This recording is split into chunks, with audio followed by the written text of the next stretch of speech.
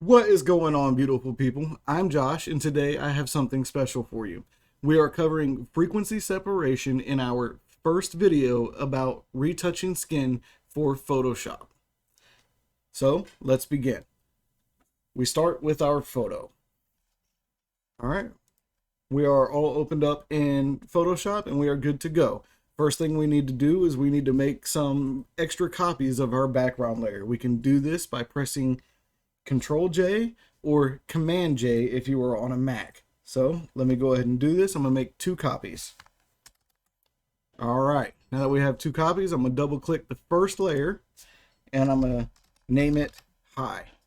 Then I'm going to double click the second layer and I'm going to name it low.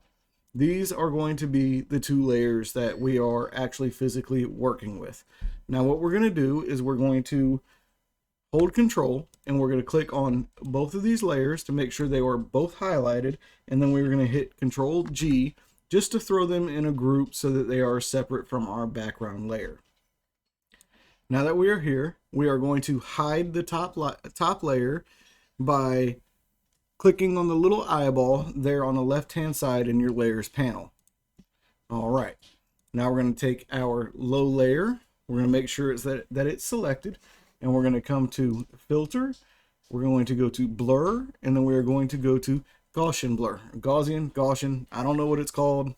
Nobody has ever told me any different. So while we are at this point, we're going to look at our photo and we're going to make sure that we are not taking away the lines completely.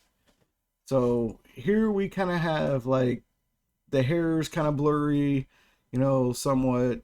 So we're going to set that at about a radius 5. That way we still have some detail there because we don't want to blend it too much because then the colors will just be a big smudge and yeah, it'll be ugly. So let's not do that. So let me go ahead and click OK. Now that we have this layer blurred, we're going to make sure that we are on the right layer again by taking the high layer, making it visible, and it should show us our original image. From here, we're going to go to image, and then we're going to go to apply image. Now we're going to go layer. With the apply image box, we are going to select low for our layer, and we're going to make our blending mode to subtract. I have already done this once through, that's why mine is already on it.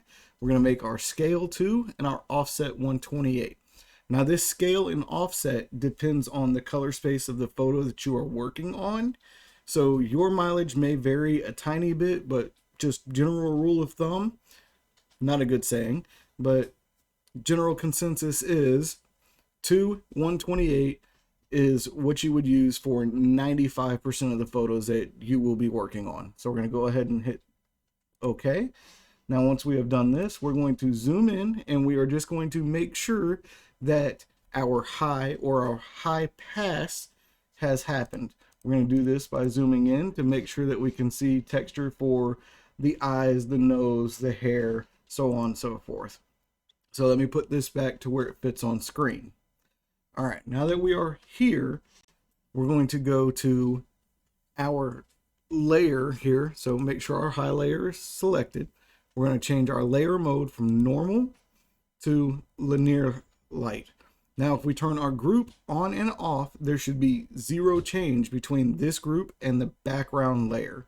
So let me hide the stuff in this group real fast. And we're just going to select and unselect, make sure that there's nothing crazy happening there. All right. Now we're going to expand our group. We're going to go back to our low layer. We are going to use our select tool. And generally you want to use a feather on your select tool just to give it a chance to not make your lines so abrupt. So I use 15 because of the size of my image. Depending on the size of your image or the size of the area that you need to select, you might have to choose something a little bit differently for your feather amount. So we're going to begin by selecting this area around her forehead, making sure that we don't cross any hard lines like eyebrows, getting in the hairline, that kind of stuff. All right, from here, making sure our low layer is selected still, we're going to go back to our filter. We're going to go blur. We're going to hit Gaussian blur one more time. All right. We still should see the radius of 5 pixels. Now, generally, you want to double that. So we're going to go 10, and that should smooth out the skin very nicely. So let me go through and do this real fast for all the areas that I want to smooth out. And all this is doing is smoothing out the color. It's not smoothing out texture.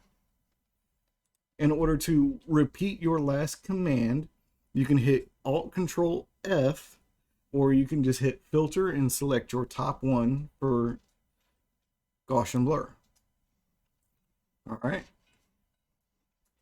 Now we're going to zoom in, and we're going to get this little triangle here on the other side of her nose, around her lip.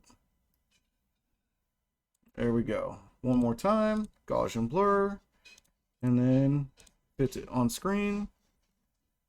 We're going to deselect everything. And now when we turn it on and off, we should see our difference. So this is with it off, this is with it on. And all it has done is leveled out the colors. That hasn't messed with the texture of her skin at all. But in order to make it look more realistic, we have to take our high layer and we can duplicate that one more time. And we're going to do that by compressing Control J.